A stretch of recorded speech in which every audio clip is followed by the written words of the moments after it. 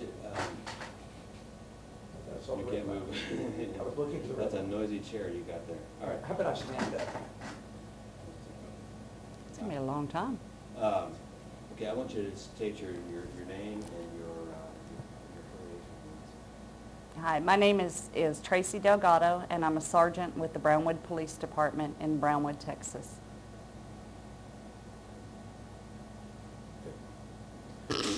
Good. I'm going to sit down here so our eye level is the same as the camera. Good, so I don't keep looking up. Yeah. Do you think the police officers are what is it about police officers that might be unique in handling grief? As police officers, we, especially on patrol on the street, we go from call to call to call, and sometimes it's, you know, an imperative call or a stressful call, or, you know, a death of somebody, and then the next call that you go on is directing traffic at a school, and the next call might be looking for a lost child. And so on the streets, when you're dealing, you know, helping other people deal with their stress and with their grief, you don't ever have a time to deal with your own. And so I think that police officers have a very difficult time in their own personal lives dealing with their own grief and admitting that it's there, allowing themselves to take that time instead of, you know, jumping from emotion to emotion to emotion to emotion.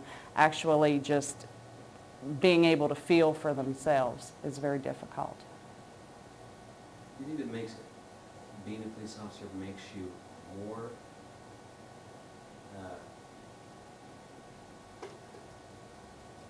being a police officer to me you would seem to be almost less judgmental because you've seen it all. Do you see what I'm saying? Do you ever have that sense?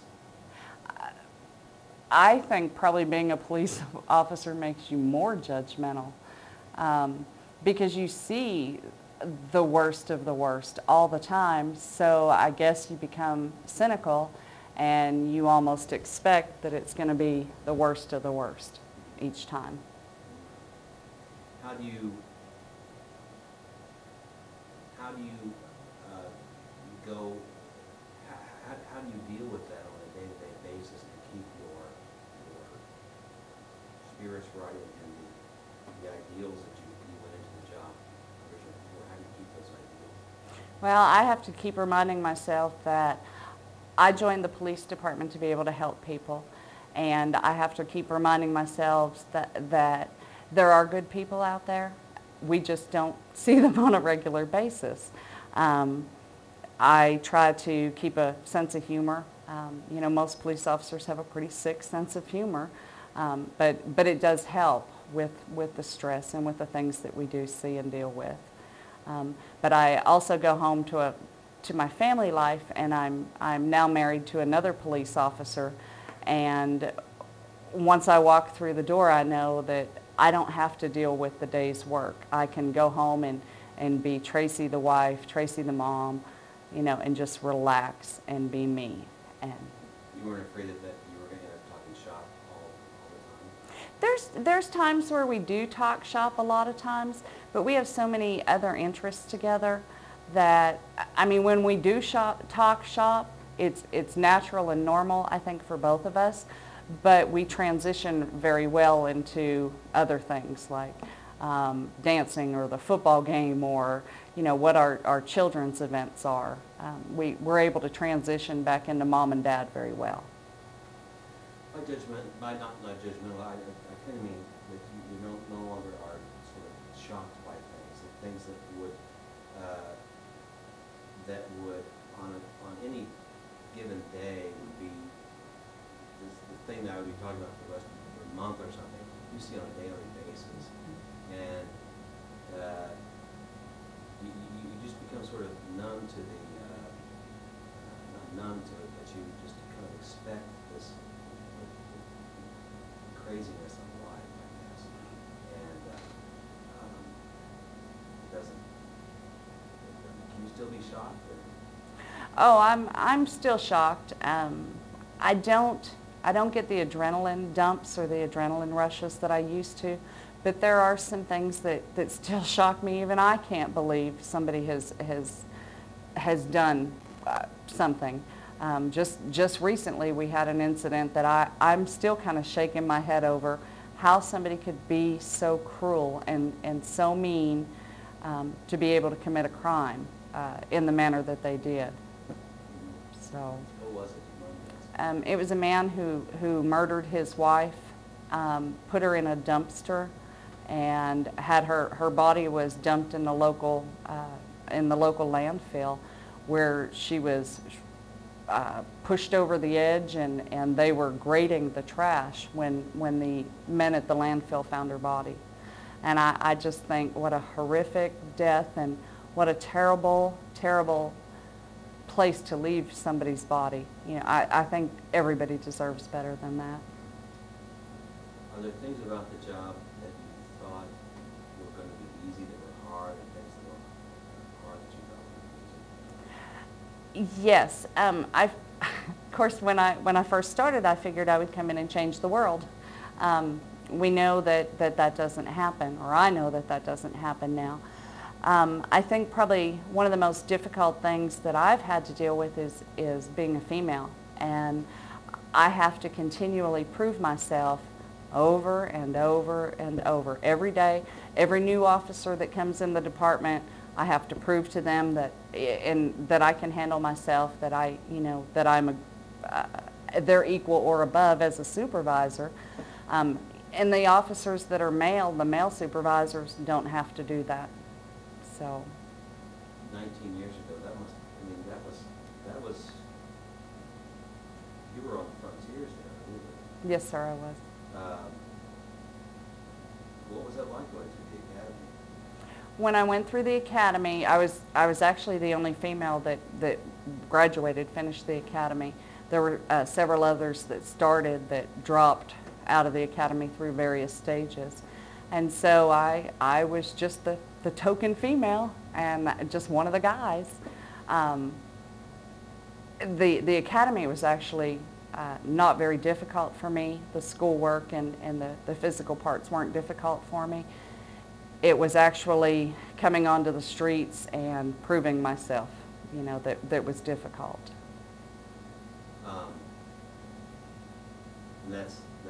And there must have been a point at which we felt like you had established that credibility, and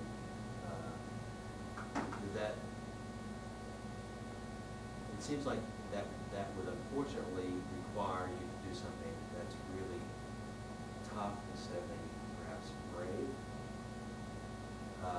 You see what I'm saying? Or maybe something that really is a great piece of police work. Mm-hmm. There's running into that burning building, or there's having a shootout or something. And then that's a wonderful heroic thing to do, which is very obvious. And then there's that great piece of police work, which might not be so obvious to somebody. And that would seem to be something that would be much more tangible that you work with. I mean, Mm-hmm. what were the things that you did that you proved yourself? How did you prove yourself? I have done just about everything. I still get into fights. I still jump in on the fights with the officers. I still go out and work traffic. I still go out and help and assist on their calls. But I've done numerous things, from sexual assaults to robberies to burglaries to drugs. You name it, I've probably done it. You felt that you had to maybe be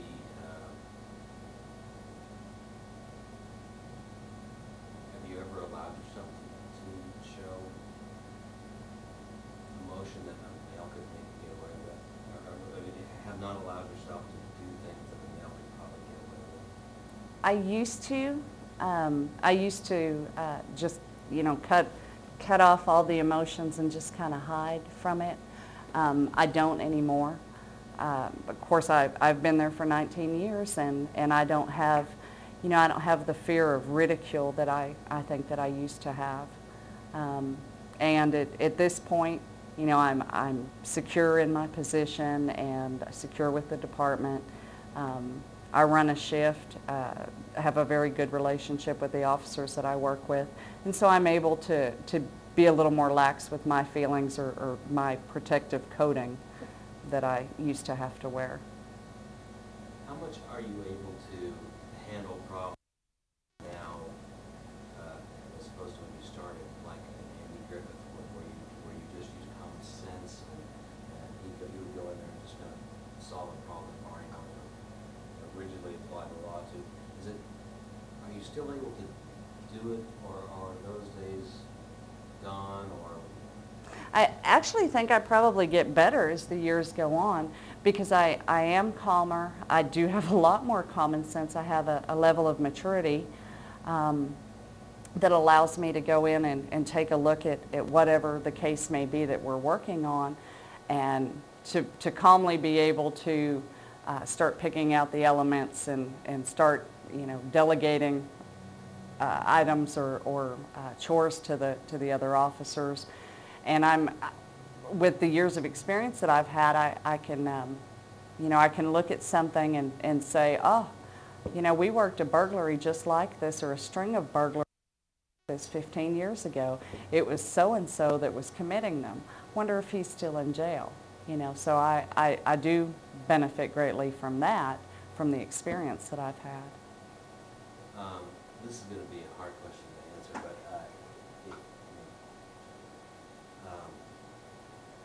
you can think of maybe 3 qualities that make a good cop. What are the top 3 qualities that we narrow it down to? Honesty, integrity, and sensitivity. Why honesty? If you don't have honesty, if you can't be trusted to tell the truth and to do the right thing, then your word means nothing. Every case that you make will be thrown out of court. You're no better than the bad guy. Integrity? Integrity and being maintaining your professionalism, doing the right thing, doing what you say you're going to do. You know, once your integrity is jeopardized, once again, you're useless on the streets. Why sensitivity? Sensitivity is something that if you would have asked me 10 or 15 years ago, it certainly wouldn't have been sensitivity. But I have learned through the years to treat people with respect and to get on their level and to be sensitive to their needs. Used to, I would try to protect people from the truth. Say it was a horrific car accident. You know, I would try to hold them back and say, no, you don't want to see that. You don't want to deal with that. And I was making decisions for them that wasn't my right to make. Now I'm a lot more sensitive to their emotions and what they're going through, and I feel that that's very helpful in helping them deal with the entire situation, whether it be domestic violence, whether it be a homicide, whether it be an accident or a SIDS death, or what have you.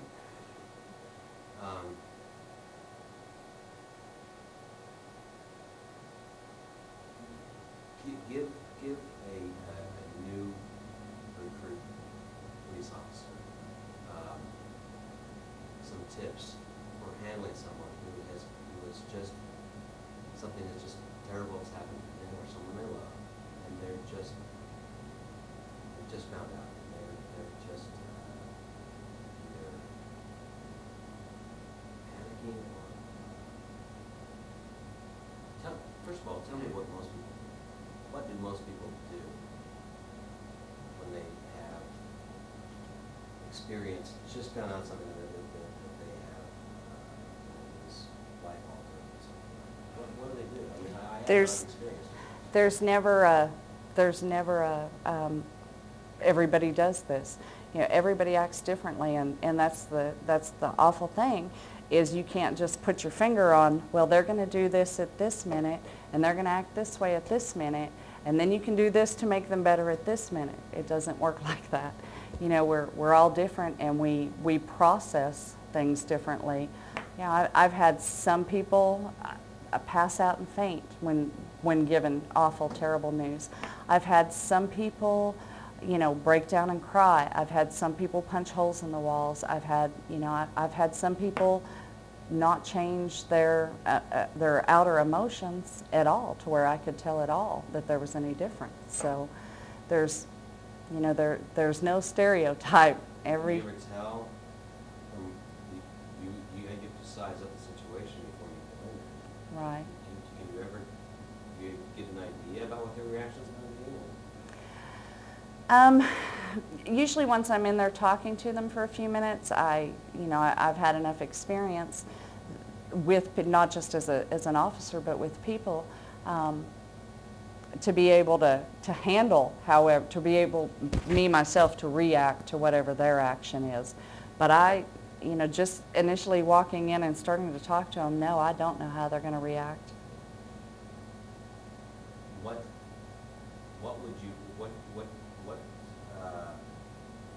special skill do you think that you have personally in helping someone in that situation? I have been through an awful lot of situations in my life, deaths, numerous deaths of very close loved ones, grief. I have lived through domestic violence. I have lived through loving an alcoholic. I have lived through the death of my husband, the death of my brother, the death of my mother. And so I think that I am a lot more sensitive to their needs, and am able to reach out and help them, maybe identify with them. Those things, for some people, having gone through those things might have made more difficult to deal with those kind of situations. Mm-hmm. Did you make a conscious decision that this is an area where I want to help, where I want to be? I think I was kind of thrown into that. I realized that there was a need, and I did not believe that our department was handling situations properly. Like, for instance, when I learned of my husband's death, it was a motorcycle accident, and one of our officers came to my home, picked me up, took me down to the accident scene. He was supposed to be care flighted from the accident scene.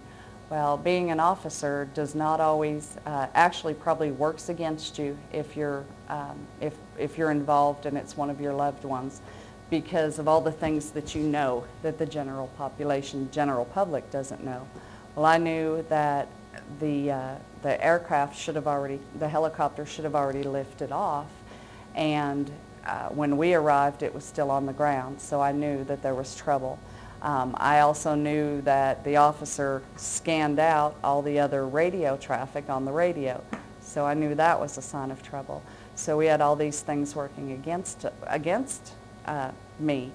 When I arrived on the scene, I had everybody trying to hold me back and, no, no, no, you can't see, you don't want to see. And the only thing I wanted to do was see. And so I think after walking through, I guess you'd call it the shadow of death, you know, after walking through that several times, and reevaluating, you know, how I had acted or how I had responded to these before on duty, putting myself on the other side, I didn't like anybody taking my control away from me, and I wanted to be able to maintain some control and to be able to make these decisions for myself. And so I little by little realized that there were problems with the way we were handling situations, and I started changing the way that I reacted to them on the streets. glad that, did they allow you to go and see his body?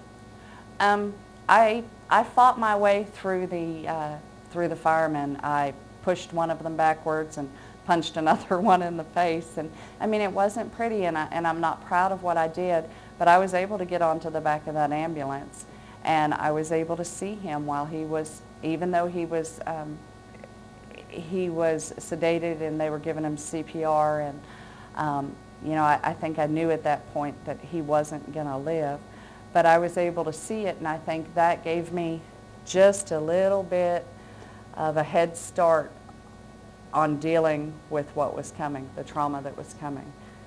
I didn't give myself that sense of false hope. So.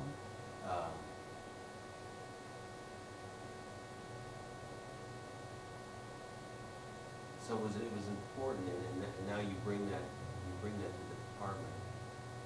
Do you insist that, not that you insist, but if someone wants to see the body, that's important that they go to their side and so forth? Yes, and not so much on the street on a motor vehicle accident, because most of the time the family's not notified until they're at the hospital. But what I have changed is, before I would tell them, oh, once again, you don't want to see that. It's you know, it's terrible. Don't remember them like that. And now, you know, I let them know it's not pretty. They're bruised. They're cut. There's blood. They're intubated. There's a tube, you know, taped down to them. You know, there might be catheters and IVs and things like that. And I try to prepare them. If they want to go in and see them, that's their choice. And, you know, I no longer try to make their decisions for them. Going through that, how did it change you? Oh, I think it's made me tougher. It's made me softer. It's made me more sensitive. It's made me probably a better officer. I'm better able to deal with not only my own things. I'm able to, you know, to handle my own stress in my own situations better. But I'm able to pass that down to the officers that work on my shift and have them handle situations differently and be more sensitive. So it's changed me a lot. I want you to switch gears just a little bit, and you're speaking directly to a survivor in those hours. And I want you to give just a brief background about why they will want to hear from somebody who has credibility in this issue that's been through this whole thing. So I want you to, first of all, explain why you have that history, and give them some advice.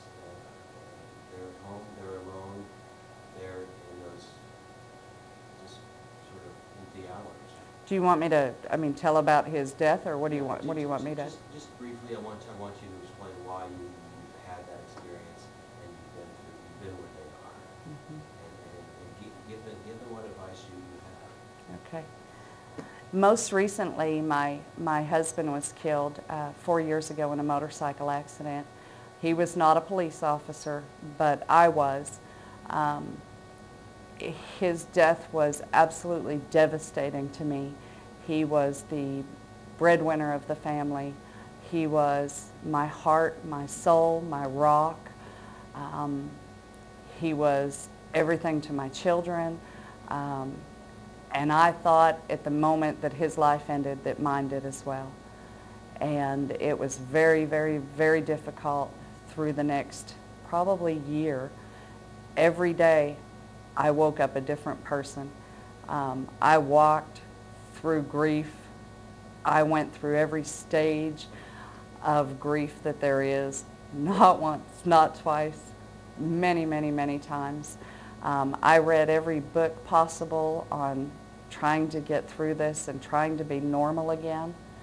And the one thing that absolutely angered me the most was every book that I read told me there's no more normal. This is a new normal. And I didn't want a new normal. And I would get to that point in every book, and I would sail it across the room. It would hit the hit the door, hit the wall, what have you. I was still going to be normal. I was not going to allow this to change me as a person, because I didn't want this, and I wasn't ready for that. And yet, what I realize now is that it did change me very much. And I have developed a new normal. And there's not a day that goes by that I don't think of my husband. I think now more of the good times and the wonderful times that we spent together laughing, or I'll think, he would have loved to have eaten this, or see a restaurant and think, that was his favorite food, or that's what size shoe he wears and they're on sale. I still think about things related to him every single day. But the further along I get, the longer it becomes in years from the time of his death, the less I cry, the less I'm angry. I think I finally realized, probably at about 1.5 years, that I was grieving so hard and I was so angry, and the only person that I was hurting was myself. I was hurting myself, and I was hurting my children, and I was hurting the ones that love me the most. Because when you're angry, it just dwells at your soul and your heart, and it takes you, just takes you apart piece by piece by piece. And so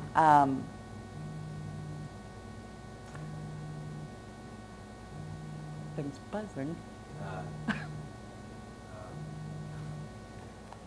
You did. That's your In phone. those first, I guess, days, or you didn't want to contemplate getting over it. No, I didn't want to face it. I didn't want to deal with it. I was confused, yet I knew everything that was going on, but it was like time had stopped for me. I was confused. It took every ounce of energy that I had just to be able to get up and take a shower. And I had lots of friends and lots of family and lots of support around me, but I was so alone. I was so alone.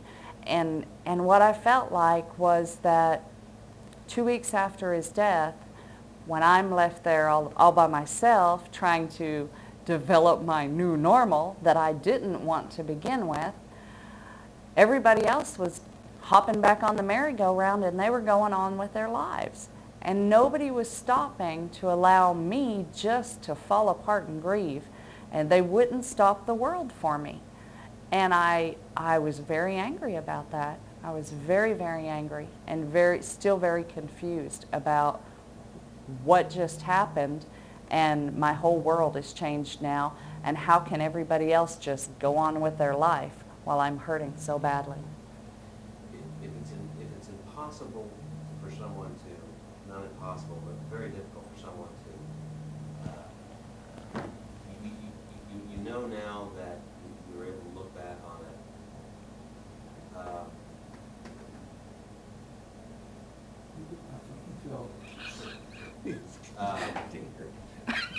Sorry, Trace. What advice would you give them, since you know that the new normal doesn't work in those first few hours? No, it doesn't. It certainly doesn't. What words do work that give them comfort? Another thing that I hated to hear was one day at a time. To hell with one day at a time. I was having a hard time making it through a minute. My life had torn apart. And I would probably the best advice is do whatever it is that makes you okay. If that means screaming in the shower, then scream in the shower.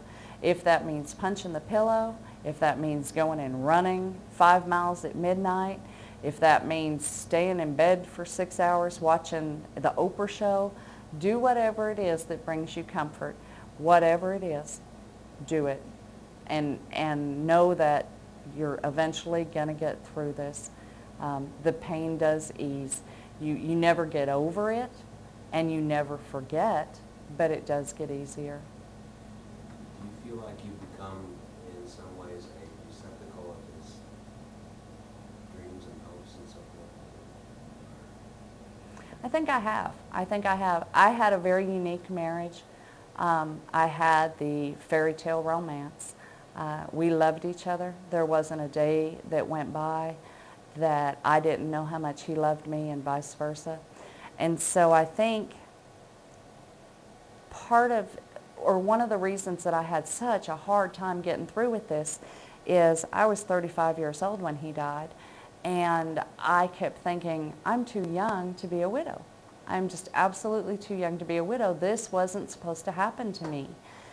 And then on top of that, you hear about, Cinderella and your true love, and we as little girls dream of Prince Charming and running off with the man that we love. And you hear about true love once in a lifetime. And all I kept thinking was, I will never have this again. I will never find true love again because I've had it. And now what do I have to live for? And that was very difficult for me, very difficult.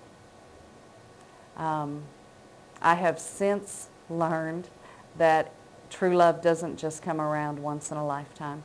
I have remarried, and I am remarried to my best friend, a wonderful man who you can't compare the two of them. They were both wonderful, wonderful men.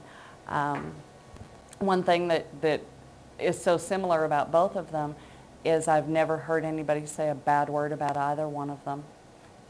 Me, of course, absolutely, but I've never heard anybody speak ill of either one, my deceased husband or my current husband. And so, being remarried, I take nothing for granted. I take absolutely nothing for granted. I make sure he knows how much I love him. He makes sure that I know how much that he loves me. We live each day to the fullest, and we just know that at any time it could be our last minute, and never leave anything left unsaid. Yeah, Thank I you. told you she was tremendous. Yeah. You did great, Tracy. You just did tremendous. Thank you so much. You're